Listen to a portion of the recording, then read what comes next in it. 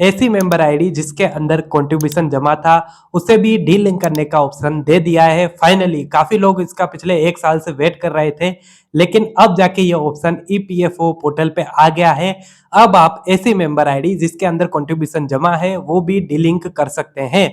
तो जिन जिन को पता नहीं है ये क्या होता है, तो आज की इस वीडियो में मैं पूरा आपको समझाऊंगा कि डी लिंक विद कंट्रीब्यूशन क्या होता है, प्लस लाइव आपको process member ID D link करके भी बताऊंगा, और साथ ही साथ कंपनी के पोर्टल पे ये कैसे दिखेगा वो भी मैं आपको बताऊंगा। तो वीडियो बहुत ही इंपॉर्टेंट होने वाली है, वीडियो को एंड तक जरूर देखना। लाइव आपको पोर्टल पे मैं डी लिंक का प्रोसेस बताऊंगा, कंपनी के पोर्टल का भी बताऊंगा। तो चलिए शुरू करते हैं। तो हेलो, मेरा नाम है वैभव, स्वागत है आपका फिर से इस यूट्यूब चैनल पे। इस चैनल पे मैं ईपीएफओ से रिलेटेड वीडियो बना रहा हूँ। 6 साल से मैं पीएफ का काम कर रहा हूँ। अगर आपको मुझसे कोई काम कराना हो, डिस्क्रिप्शन में लिंक है सुपर प्रोफाइल का, 1-on-1 कंसल्टेंसी का। आप कंसल्टेंसी ले सकते हो अपने टाइम और डेट के हिसाब से। आपको पेमेंट करना है, आपको लिंक आ जाएगा गूगल मीट का। साथ ही साथ मेरा कोर्स परचेज करना चाहते हो तो भी लिंक डिस्क्रिप्शन में है, प्लस व्हाट्सएप पे भी आप मुझे मैसेज कर सकते हो।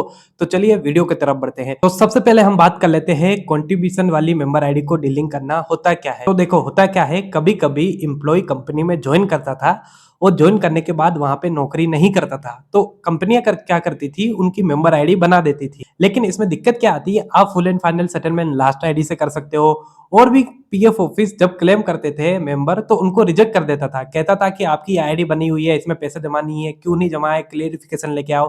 तो इस चीज को निपटने के लिए पिछले साल ईपीएफओ बहुत ही अच्छा अपडेट लेके आया था डी लिंकिंग का। डी लिंकिंग यानी आप अपनी मेंबर आईडी डिलीट कर सकते हो।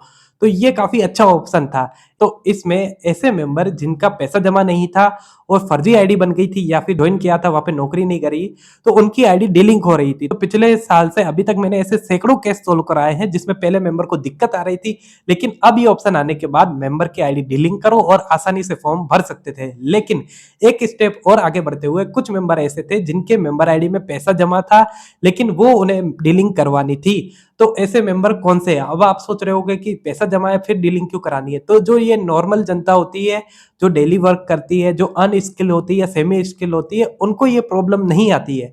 लेकिन जो एमएनसी में काम करते हैं उन लोगों के लिए ये ऑप्शन जरूरी था, क्योंकि जो बड़ी कंपनी होती है वो सर्विस ओवरलैप को नहीं देखती है। एक दिन भी सर्विस ओवरलैप हुई तो वो कंपनी मेंबर को जॉब नहीं देती थी। सर्विस ओवरलैप यानी एक ही समय पे दो कंपनी में काम करना। मान लीजिए आपने 1 जनवरी से लेकर 31 जनवरी में किसी कंपनी में काम किया, फिर दूसरी कंपनी में नवंबर से ज्वाइनिंग कर ली। कभी कभी होता है ना कि कंपनी पहले जाके ज्वाइनिंग कर ली और यहाँ पे रेजिग्नेशन का जो समय था, नोटिस पीरियड आप सर्व कर रहे थे, तो 2 महीने आपने यहाँ पे भी जॉब करी और नवंबर से नई कंपनी भी ज्वाइन कर ली। तो जो नवंबर में दोनों कंपनी का पैसा जमा होगा नवंबर और दिसंबर में, उसे सर्विस ओवरलैप माना जाता था। तो जो अनस्किल मेंबर होते हैं या फिर जो डायरेक्ट छोटी मोटी पोस्ट पे जॉब करते हैं उनके लिए कोई दिक्कत नहीं आती थी। ईपीएफओ में किसी भी कंपनी में ज्वाइन करो, ज्वाइनिंग हो जाती थी। लेकिन जो एमएनसी में काम करते हैं उसके लिए दिक्कत क्या आती है, जब एमएनसी जो कंपनियां होती है वो बोलती है कि आपने 2 महीने एक ही कंपनी में क्यों काम किया तो आपको जॉब नहीं मिलेगी। तो यहाँ पे जो जिनकी सैलरी 1 लाख 2 लाख 3 लाख होती थी, उन मेंबर को काफी परेशानी हो जाती थी कि उनको कंपनी ज्वाइनिंग ही नहीं करती थी। यहाँ पे याद रखना ये कंपनी गलती की है। ऐसा ईपीएफओ में कोई रूल्स नहीं है कि एक साथ 2 कंपनी में काम करोगे तो ज्वाइनिंग नहीं मिलेगी। ईपीएफओ की तरफ से बिल्कुल फ्री हो, आप काम कर सकते हो, लेकिन ये कंपनी अपनी मनमानी चलाती है, इस वजह से मेंबर को जॉब नहीं मिलती थी। तो इसी को दूर करने के लिए जो एमएनसी कंपनी के काम करने के लिए एम्प्लॉय होते हैं वो बोलते हैं चाहे हमारा 1 साल का पूरा कंट्रीब्यूशन आप डिलीट कर दीजिए, अपने पास रख लीजिए।